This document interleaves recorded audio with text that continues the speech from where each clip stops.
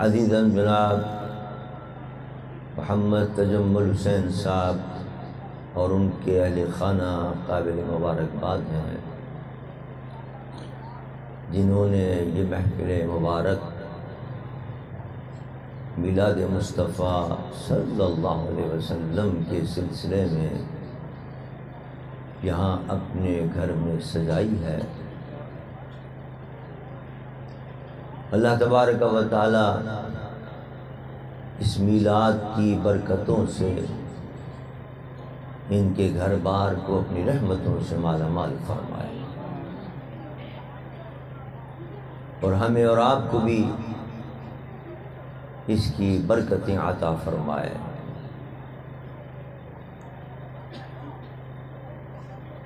علماء کرام فرماتے ہیں کہ جس جگہ پر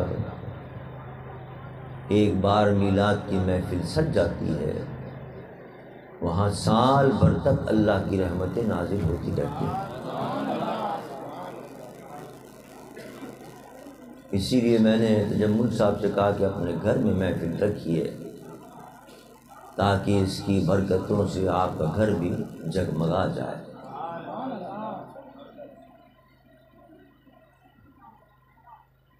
بلکہ علامہ قسطلانی رحمۃ اللہ تعالی علیہ جو شارح بخاری بھی ہیں، بخاری شریف لکھی، بہت بڑے امام گزرے اپنے وقت کے، بہت بڑے محدث گزرے اپنے وقت کے۔ وہ فرماتے ہیں کہ میلاد شریف کے منانے سے سال بھر تک اس جگہ پر اللہ امن کا بول بالا کر دیتا ہے۔ اس وقت پاکستان میں تو امن کی زیادہ ضرورت ہے، تو جتنی میلاد کی محفلیں سجیں گی انشاءاللہ اس کی برکتوں سے پاکستان میں امن قائم ہوگا، اور دشمن جو سازشیں کر رہے ہیں ملک میں انتشار اور انفشار کی، وہ انشاءاللہ ناکام ہوگی، اور پاکستان انشاءاللہ ایک وقت آئے گا اسلام کا گہوارہ بنے گا۔ دیکھیے قرآن پاک میں اللہ نے متعدد مقامات پر اپنے محبوب کے آنے کا ذکر فرمایا، ان کی بعثت کا ذکر فرمایا، ان کو دنیا میں بھیجنے کا ذکر فرمایا، اور مختلف انداز سے ذکر فرمایا۔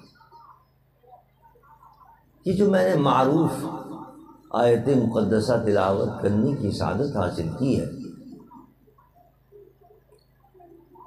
اس میں اللہ فرماتا ہے لَقَدْ مَنَّ اللَّهُ عَلَى الْمُؤْمِنِينَ إِذْ بَعَثَ فِيهِمْ رَسُولًا۔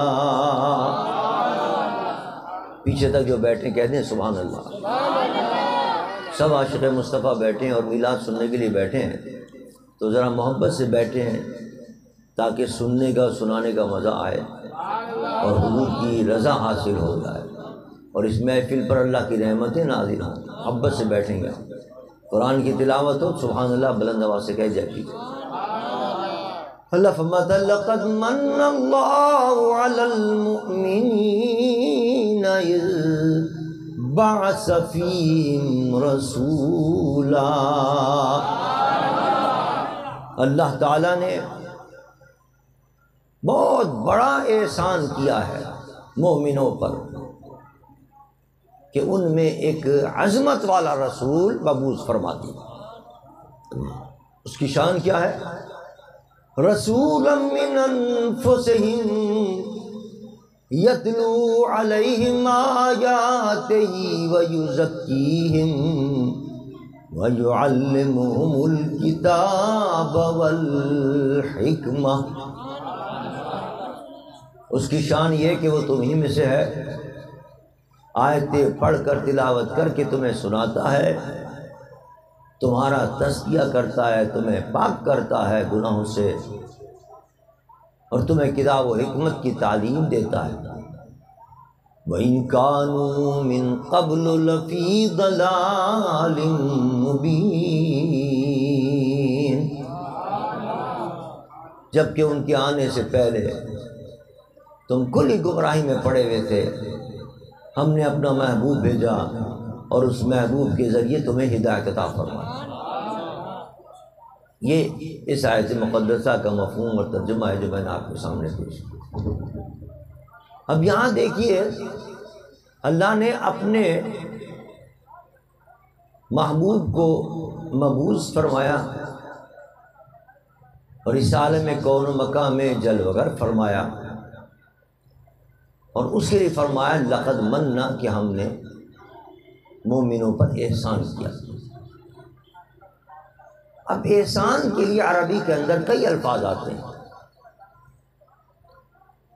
انعامہ کی لفظ بھی آتا ہے کہ ہم نے احسان کیا، انعام کیا تمہارے اوپر، یہ نعمت تمہیں عطا کی، لیکن یہاں انعامہ کا لفظ نہیں آیا۔ احسان کا لفظ بھی عربی میں بولا جاتا ہے، احسان کرنا، احسن، اس نے اچھا کیا اس کے ساتھ، لیکن احسان کا لفظ بھی یہاں نہیں بولا گیا، انعام کا لفظ بھی یہاں نہیں بولا گیا، بلکہ مننا کا لفظ لایا گیا۔ عربی میں یہ تین لفظ بولے جاتے ہیں، انعام کا لفظ، احسان کا لفظ اور مننا کا لفظ۔ ان الفاظ کے اندر فرق ہے عربی کے اندر۔ اگر کوئی چھوٹی موٹی کوئی کسی پر کوئی نعمت دے دے، کوئی چھوٹا موٹا احسان کر دے، کوئی چھوٹی موٹی بھلائی کر دے، تو اس کے لیے عربی کے اندر انعام کا لفظ بولا جاتا ہے، احسان کا لفظ بولا جاتا ہے۔ اور اگر کوئی بہت بڑا احسان کرے، کوئی بہت بڑی نعمت عطا کرے، تو اس کے لیے عربی کے اندر مننا کا لفظ بولا جاتا ہے۔ اب یہاں اللہ تعالیٰ اپنے محبوب کے آنے کا ذکر فرما رہا ہے، محبوب کی بعثت کا ذکر فرما رہا ہے۔ یہاں انعامہ کا لفظ نہیں فرمایا، احسان کا لفظ نہیں فرمایا، اس لیے کہ یہ تو چھوٹی موٹی نعمت کے لیے بولا جاتا ہے۔ مننا کا لفظ لا کے بتا دیا کہ میری ساری نعمتوں میں سب سے بڑی اگر کوئی نعمت ہے تو وہ ذات مصطفیٰ اور ان کی بعثت، اس سے بڑی کوئی نعمت نہیں۔ اللہ کے نزدیک سب سے بڑی نعمت حضور اکرم صلی اللہ علیہ وسلم کا اس دنیا میں تشریف لانا ہے۔ دوسری ایک اور وجہ کیا، دیکھیے جب کوئی شخص احسان کا اظہار کرتا ہے تو یہ بھی دیکھا جاتا ہے کہ یہ احسان کا اظہار کرنے والا کون ہے، اس کو بھی دیکھا جاتا ہے، اور اس احسان کی اور اس نعمت کی قدر و قیمت اس کہنے والے کے انداز سے بھی پتہ چلتی ہے، اس کہنے والے کی حیثیت سے پتہ چلتی ہے۔ مثال کے طور پر کوئی ایک غریب آدمی ہے، کوئی فقیر آدمی ہے، وہ اگر کسی کو کہے کہ بھائی میں نے تم پر بڑا احسان کیا، تو اس کا مطلب یہی ہوگا کہ اس بیچارے کے تو اپنے گھر کے اندر کھانے کو نہیں ہے، اس نے اگر کسی کے ساتھ احسان کیا ہوگا تو اس کو کوئی 50 روپے دے دیے ہوں گے، کسی کو 100 روپے دے دیے ہوں گے، یعنی اس کی حیثیت کو دیکھ کر اگر وہ کہے کہ میں نے احسان کیا تو اس کا پتہ یہ چلے گا کہ چھوٹا موٹا کوئی احسان کیا، کیونکہ اس کی حیثیت تو نہیں کہ کوئی بڑا احسان کر سکے۔ پھر اگر کوئی لکھپتی آدمی ہے، وہ کہ بھائی میں نے تم پر بڑا احسان کیا، تو ظاہر بات ہے کہ 100-200 روپے دے کر تو مجھے نہیں کہے گا، اس کی تو توہین ہے کہ اتنا بڑا لکھپتی ہو کر اور کسی کو 100 روپے 50 روپے دے کر وہ کہے کہ میاں میں نے بڑا احسان کیا۔ اگر کوئی لکھپتی آدمی کسی کو یہ کہے میاں میں نے بڑا تم پر احسان کیا، تو اس کے معنی یہ ہوں گے اس نے کوئی 1000 2000 30 40 روپے دیے ہیں، لکھپتی آدمی یہ کیا 100 روپے دے کر احسان جتائے گا۔ اور اگر کوئی کروڑ پتی آدمی ہے اور وہ کسی کو کہے میاں میں نے بڑا احسان کیا تم پر، ظاہر وہ 1000 2000 دے کر تو احسان نہیں جتائے گا نا، اس سے کم کوئی 1,00,000 2 لاکھ روپے دیے ہوں گے تبھی وہ کہہ سکتا ہے کہ میں نے بڑا احسان کیا تھا۔ ورنہ لوگ کہیں گے شرم نہیں آتی میاں، اتنی تو فیکٹریاں اس کی اور اتنا وہ کماتا ہے، کروڑ پتی ارب پتی آدمی ہے اور 2000 روپے دے کر وہ احسان جتا رہا ہے، شرم نہیں آتی اس کو۔ تو دینے والے کو بھی دیکھا جاتا ہے، کہنے والے کو بھی دیکھا جاتا ہے، کہنے والا کون ہے۔ اگر ایک غریب آدمی کہہ رہا ہے تو وہ تھوڑا موٹا اس نے احسان کیا ہوگا. کوئی لکھ پتی کہہ رہا ہے تو اس نے اس سے بڑا احسان کیا ہوگا. کوئی کروڑ پتی کہہ رہا ہے کہ اس نے اس سے بڑا احسان کیا ہوگا. اب یہاں کہنے والا رب کائنات ہے، وہ کہہ رہا ہے کہ میں نے تم پر احسان کیا ہے، حالانکہ وہ ہے کہ جس نے آسمان بھی بنایا، جس نے زمین بھی بنائی، جس نے ساری کائنات بنایا، اور بنانے کے بعد کہا کہ میں نے سب کو تیرے لیے مسخر کر دیا انسان، لیکن اس پر احسان کا اظہار نہیں کیا. فرمایا محبوب عطا کیا ہے، اس پر میں احسان کا اظہار کر رہا ہوں. پتہ چلا اس کی نعمتوں میں سب سے بڑی نعمت محمد مصطفیٰ کی ذات ہے. نعرہ تکبیر، نعرہ رسالت، نعرہ رسالت. ورنہ وہ تو ساری کائنات کا مالک ہے، وہ ساری کائنات کا بنانے والا ہے، اور کیسی کیسی نعمتیں اس نے ہمیں عطا کی ہیں. وَسَخَّرَ لَكُمُ الشَّمْسَ وَالْقَمَرَ، ہم نے یہ سورج اور قمر اور چاند اور ستارے تمہارے لیے مسخر کر دیے. روزانہ سورج نکلتا ہے، کتنے اس سے نفع حاصل کرتے ہو. پہلے یہ سولر کا تصور بھی نہیں تھا، اب جب سے بجلی مہنگی ہوئی ہے پتہ چل گیا ہمیں سولر بھی کتنی قیمتی چیز ہے. کیسے فائدہ اٹھا رہے ہیں، کیسی نعمت ہے اللہ کی. 6 مہینے جہاں سورج نہیں نکلتا ان سے پوچھے کتنی بیماریاں ہیں، سورج سے کتنی بیماریاں چل جاتے ہیں، کتنے کیا میں جراثیم مر جاتے ہیں. کیسی کیسی نعمت ہے اللہ کی. یہ ہوائیں، یہ فضائیں، اللہ کہتا ہم نے مسخر کر دیا تمہارے لیے. یہ دریا، یہ سمندر، موجیں سمندر کی، دریا کی.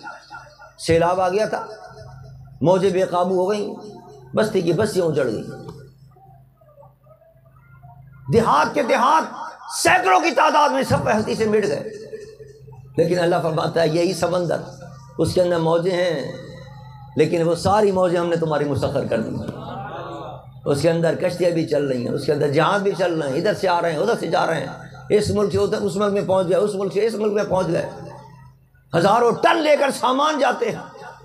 اللہ فرماتا ہے یہ ہم نے مسخر کیا. ورنہ ایک پتھر بھی ہو تو نیچے ڈوب جائے، تیر نہیں سکتا، لیکن تم اتنا سامان لے کر جاتے ہو. یہ ہم نے مسخر کیا تمہارے لیے. زمین تمہارے لیے خدمت گزار ہے، سمندر تمہارے لیے خدمت گزار ہے، دریا تمہارے لیے خدمت گزار ہے، یہ شمس و قمر تمہارے لیے پیدا کیے ہیں. لیکن یہ ساری نعمتوں کے باوجود میں یہ نہیں کہتا میں نے بڑا احسان کیا. ہاں اپنا محبوب عطا کیا، اس پہ کہتا ہوں میں نے بڑا احسان کیا تمہارے لیے. اب ظاہر بات ہے جب اتنی بڑی نعمت اللہ نے دی ہے تو بھی نعمت کا شکریہ ادا بھی ہونا چاہیے. نعمت کا شکر. آپ کو اگر کوئی 10 روپے بھی دے دے، آپ کی کسی مشکل وقت کے اندر، صاحب بڑی پریشانی ہے صاحب گھر کے اندر، کوئی 1000 روپے دے دو، مشکل وقت میں کسی نے 1000 روپے بھی دے دیے تو آپ اس کا احسان مند ہوتے ہیں، شکریہ ادا کرتے ہیں. آپ کسی کا صاحب میرے تو گھر میں اتنے پیسے بھی نہیں ہیں، بچی کی شادی ہے کیا کروں، کسی نے کہا لو بھائی 50,000 روپے لے لو بچی کا جہیز لے آنا. کسی نے کہا 1000 روپے لے لو، 10,000 روپے لے لو اپنے بچی کے ڈولی اٹھا لینا، کھانے وانے کا انتظام کر لینا. آپ ہمیشہ اس کے ممنون رہیں گے، اس کا شکریہ ادا کریں گے کہ اس ہمارے وقت پہ کام آیا تھا، ہماری مدد کی تھی اس نے. تو اللہ نے اتنی بڑی نعمت عطا کی ہے تو اس کا شکریہ تو ادا ہونا چاہیے. تو اس کے شکریہ کے 2 طریقے. پہلا طریقہ تو یہ ہے جو قرآن میں اللہ نے فرمایا کہ وَأَمَّا بِنِعْمَةِ رَبِّكَ فَحَدِّثْ. پہلا شکریہ کا طریقہ تو یہ جو میں نے نعمت تمہیں عطا کی ہے اس نعمت کا چرچا کیا کرو، بیان کرو، اس کو، اس کے چرچے کرو کہ یہ اللہ نے نعمت عطا کی، اللہ تیرا کرم ہے، تو نے یہ نعمت عطا کی. یہ بھی شکریہ کا ایک طریقہ ہے. جیسے کوئی آپ کو دے پیسے، کسی وقت آپ کے میاں وہ تو بڑا اچھا آدمی ہے، اس نے میری بڑی مشکل وقت میں مدد کی ہے، ورنہ میری تو بچی کی ڈولی نہیں اٹھتی، بڑا مشکل وقت میں اس نے میری مدد کی ہے. تو یہ چرچا کر رہے ہیں آپ، اس کا ذکر کر رہے ہیں. اللہ فرماتا ہے میں نے اپنا محبوب تمہیں عطا کیا ہے، اس نعمت کا چرچا کرو، اس نعمت کا.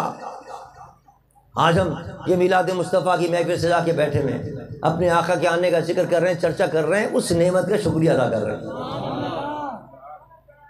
جب 12 ربیع الاول شریف آتا ہے، ربیع الاول شریف کا مہینہ آتا ہے، کوچہ بازار سج جاتے ہیں، گلیاں سج جاتی ہیں، ہر جگہ چراغاں ہوتا ہے، قمقمے لگائے جا رہے ہیں، بجلیاں لگائی جا رہی ہیں، چراغاں کیا جا رہا ہے. یہ بھی اس نعمت کا چرچا کیا جا رہا ہے، اس نعمت کا شکریہ ادا ہو رہا ہے. جلوس نکالے جا رہے ہیں، جلوس کے اندر یا رسول اللہ کے نعرے لگتے ہوئے جا رہے ہیں، حضور کی آمد کا تذکرہ ہو رہا ہے، نعتیں پڑھتے ہوئے جا رہے ہیں، یہ حضور کی نعمت کا، اس نعمت کا چرچا ہو رہا ہے، یہ بھی اللہ کا شکر ادا ہو رہا ہے، اس نعمت کا شکر ادا ہو رہا ہے۔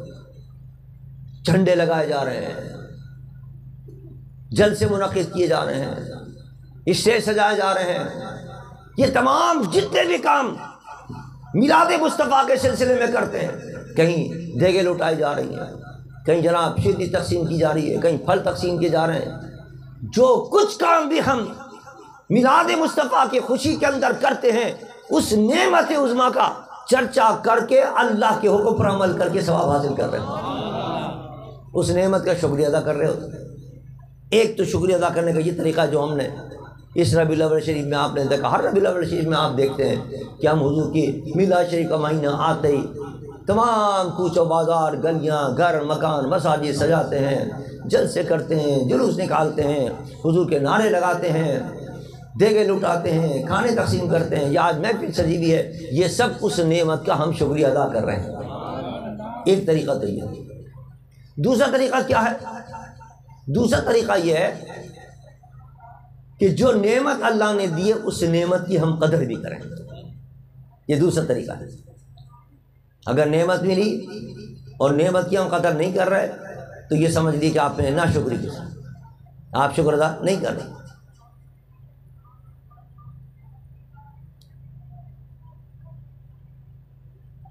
دیکھیے نا، اس میں اگر ہم ایک سوال کا جواب دیا، سوال کیا ہے؟ سوال یہ پیدا ہوتا ہے کہ قرآن پاک میں اللہ نے فرمایا یا ایھا الذین آمنوا لا تبطلوا صدقاتکم بالمن والاذی، اے مومنو اپنے صدقات کو احسان جتا کر اور ایذا پہنچا کر ضائع نہ کرو، اپنے عمل کو باطل نہ کرو، خراب مت کرو۔ کسی کو آپ نے پیسے دیے اور پھر آپ نے جناب اس پہ احسان جتانا شروع کر دیا، میاں میں نے تم پر بڑا احسان کیا، تمہیں پیسے دیے تھے، میاں تم اس وقت مشکل کے اندر تھے، میں نے تمہاری اس وقت مدد کی تھی، یاد نہیں تمہیں؟ اللہ فرماتا ہے ایسا مت کر، کبھی احسان مت جتاؤ، احسان جتاؤ گے تو جتنا کام تم نے کیا وہ سب ضائع چل جائے، سارا اجر ختم ہو جائے، سارا ثواب ختم ہو جائے، اتنے پیسے بھی دیے، پیسے بھی ضائع چلے گئے تمہارے، اللہ کی رضا بھی نہیں ملی بلکہ اللہ کی ناراضگی۔ اب سوال یہ ہے کہ اللہ تعالیٰ ہمیں تو منع فرما رہا ہے کہ احسان کر کے احسان نہ جتاؤ، احسان کر کے احسان کا اظہار نہ کرو، اور اس آیت میں اللہ ہم پر اتنا بڑا احسان کر کے اس کا اظہار فرما رہا ہے، لقد من اللہ علی المؤمنین اذ بعث فیہم رسولا، ہم نے اتنا بڑا احسان کیا تم پر کہ اپنا محبوب تمہیں عطا کیا۔ اے اللہ تو نے تو منع کیا تھا ہمیں کہ احسان کرنے کے بعد احسان کو جتایا نہ کیا کرو، احسان کا اظہار نہ کیا کرو، اور تو نے اتنا بڑا احسان کیا اور پھر اس کا اظہار فرما رہے۔ یہ سوال ہے، ذہن میں آتا ہے، یاد رکھیے۔ اس کا جواب یہ ہے کہ احسان کے اظہار کے دو طریقے، اگر آپ ایک مذموم طریقہ ہے اور ایک محمود طریقہ ہے۔ مذموم طریقہ کیا ہے کہ آپ کسی پر احسان کر کے اور اس پر احسان اس طرح جتائیں کہ اپنے فخر کا اظہار کریں، تکبر کا اظہار کریں اور دوسرے آدمی کو ذلیل کریں اور اس سے اس کو ایذا پہنچے۔ اسی لیے قرآن میں اس آیت کے اندر یہ کہا لا تبطلوا صدقاتکم بالمن والاذی، اذی کا معنی تکلیف کے، کہ تم اس کو احسان جتا کر تکلیف پہنچا رہے ہو، ذلیل کر رہے ہو اس کو۔ اس قسم کا احسان جتانا اور اس کا احسان کرنا یہ منع ہے اسلام کے اندر۔ کسی کو پیسے دیے آپ نے، کسی پر احسان کیا اور پھر آپ کہیں کہ میاں میں نے تم کو بڑا احسان کیا، تمہیں شرم نہیں آتی؟ اب میرے سامنے آ گئے، تم یہ بات کر رہے ہو، تو میں نے تم پہ فلاں یہ کیا تھا، اس کو تکلیف ہوگی، اس کو ایذا پہنچ گئی تمہارے بات کرنے سے، یہ منع ہے۔ اس قسم کا احسان کا اظہار کرنا، احسان جتانا منع ہے۔ لیکن دوسرا احسان کا اظہار یہ ہے کہ آپ کوئی شخص، کسی کو آپ نے کوئی نعمت دی اور اس نعمت کی قدر نہیں کر رہا، تو آپ اس نعمت کی قدر دلانے کے لیے اس کو یاد دہانی کرائیں، یہ منع نہیں ہے۔ مثال کے طور پر ایک شخص ہے، اس کے پاس پڑھنے کے لیے غریب آدمی ہے، پیسے نہیں ہیں کتابیں خرید سکے، بڑا ذہین بچہ ہے کوئی، مثال کے طور پر مثال دے رہا ہوں، اس کے پاس پیسے نہیں ہیں کہ وہ کتابیں خرید سکے، اس کے پاس پیسے نہیں ہیں کہ کوئی ٹیوشن لگوا سکے۔ آج کل ٹیوشن بڑی مہنگی ہے، صاحب جغرافیہ پڑھانے والے 5,000 روپے لے رہے ہیں، اور جناب کمپیوٹر، اب وہ CA کیا ہوتا ہے، نیا کورس نکلے ہیں وہ اکاؤنٹنٹ کے، اس کے پڑھانے والے تو صاحب وہ 10-15 روپے لے رہے ہیں۔ وہ غریب آدمی کو کہہ رہا ہے میں تو نہیں پڑھ سکتا۔ آپ نے کہا اچھا تم نہیں پڑھ سکتے، چلو میں اس تمہارے ٹیوٹر کو 15,000 روپے مہینے پہ کہ تمہاری فیس بھی دوں گا، اور یہ کتابیں بڑی مہنگی ہے، میں تمہیں دلاتا ہوں، پڑھو۔ اچھا تم ایک فن حاصل کر لو گے۔ اب آپ نے کئی ہزار روپے کی اس کو کتابیں بھی دلا دی، وہ پڑھانے والے کو بھی مقرر کر دیا، اور اس کی کئی ہزار روپے کی فیس ہے وہ بھی آپ دے رہے ہیں اس کو۔ اب یہ بچہ پڑھنے نہیں جا رہا، 1,000 روپے فیس علیحدہ جاری، کئی ہزار روپے، وہ جو کتابیں دیں وہ بھی بیکار پڑھی ہیں، وہ کھیلنے نکل گیا، گلی ڈنڈا کھیل رہا ہے جناب، ادھر جا کے جناب بیٹ بال کھیل رہا۔ ارے بھائی یہ میرے پیسے تم کیوں ضائع کر رہے ہو؟ اب اگر آپ اس کو یہ یاد دہانی کراتے ہیں کہ میں نے تمہارے پہ دیکھو کتنا تمہیں آسانی تمہاری پیدا کی تھی، اتنی مہنگی تمہیں کتابیں دلائیں، اتنا مہنگا استاد تمہیں رکھ کے دیا، کیوں اپنا وقت ضائع کر رہے ہو؟ یہ نعمت کی قدر کرو۔ کہاں یہ نعمت ملے گی؟ اتنا اچھا استاد ملا ہوا ہے، اتنی کتابیں ملی ہوئی ہیں، یہ عمر تمہاری ضائع ہو رہی ہے۔ تو اب اگر آپ اس کو اس نعمت کی قدر دلائیں گے اور اس کو نیکی کی طرف لے کے آئیں گے، پڑھائی کی طرف لے کے آئیں گے، علم کا شوق دلائیں گے، ان چیزوں کو یاد دلا کر، اس کو احساس دلا کر ان چیزوں کا، تو یہ منع نہیں ہے۔ یہ اظہار نعمت جو ہے یہ منع نہیں، اس کو احساس دلانا، اس نعمت، اس کی نعمت کی قدر کرو۔ کتنے مفت کے اندر تمہیں اچھا ملا ہوا استاد، مفت کے اندر کتابیں ملی ہوئی ہیں، پڑھو، یہ وقت ہے پڑھنے کا۔ تو پتہ یہ چلا کہ احسان کے اظہار کے 2 طریقے ہیں، ایک کسی کو ذلیل کرنا مقصود ہے، اور ایک کسی کی اصلاح کرنا مقصود ہے، اس کی قدر دلانا مقصود ہے۔ اگر نعمت کی قدر دلانے کے لیے اس احسان کا اظہار کیا جائے تو یہ ممنوع نہیں ہوتا۔ رب کائنات بھی یہاں اپنے محبوب کو عطا کر کے ہمیں یہ بتانا چاہتا ہے، یہ نعمت میں نے اسی عطا کی ہے کہ اس کی اطاعت کر کے، اس کی قدر کر کے جنت کے اندر تم چلے جاؤ، اس کو نہ چھوڑا کرو۔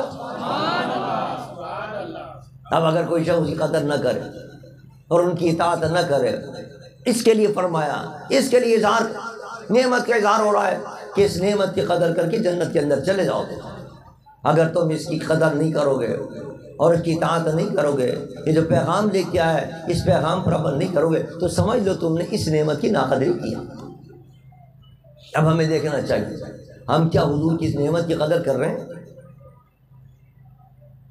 یعنی ایک طریقے سے شکر تو ادا کر لیا ہم نے، جلسے بھی منعقد کر لیے، جلوس بھی نکال لیے، نعرے بھی لگا لیے، چراغاں بھی کر لیا، تقسیم بھی کر دیا، لیکن سب کچھ کرنے کے بعد کیا ہم اس نعمت کی قدر، یہ شکریہ تو ادا کر لیا ہم نے، لیکن جو دوسرا طریقہ شکریہ ادا کرنے کا، نعمت کی قدر کرنا، کیا ہم اس نعمت کی قدر کر رہے ہیں؟ اس نے جو احکامات دیے کیا ہم احکامات پر عمل کر رہے ہیں؟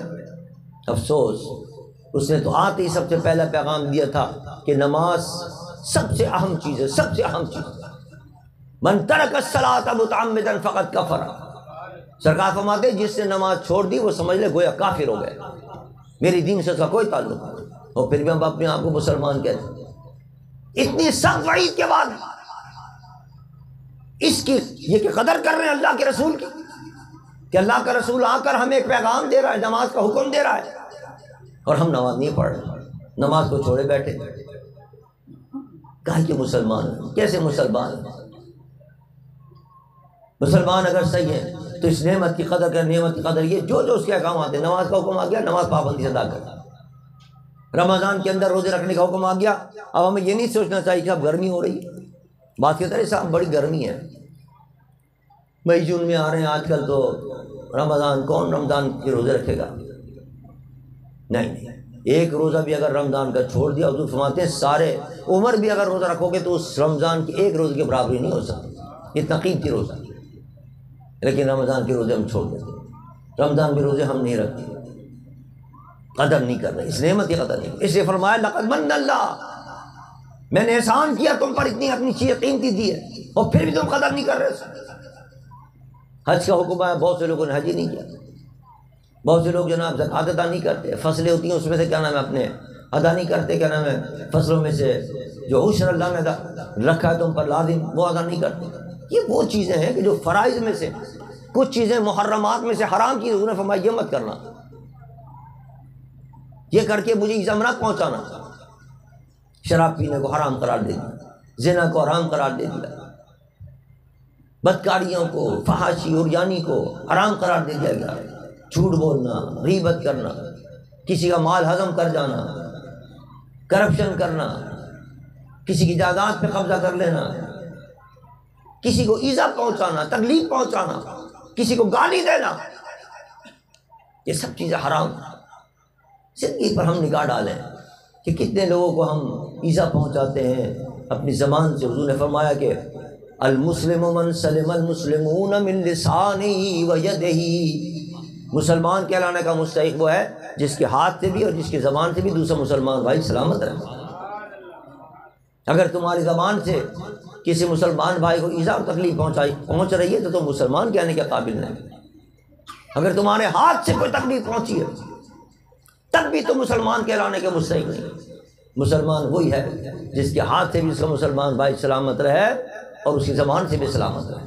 یہ حضور کا پیغام ہے، یہ پیغام لے کر آئے حضور اکرم صلی اللہ علیہ وسلم، اور یہ قدردانی ہے اس نعمت کی جو اللہ نے اپنے محبوب کی صورت میں ہمیں عطا کی ہے کہ اس کے ہر حکم کی ہم تعمیل کریں، جن چیزوں کا حکم دیا ہے ان پر عمل کریں، اور جن چیزوں منع کیا اس سے ہم رک جائیں۔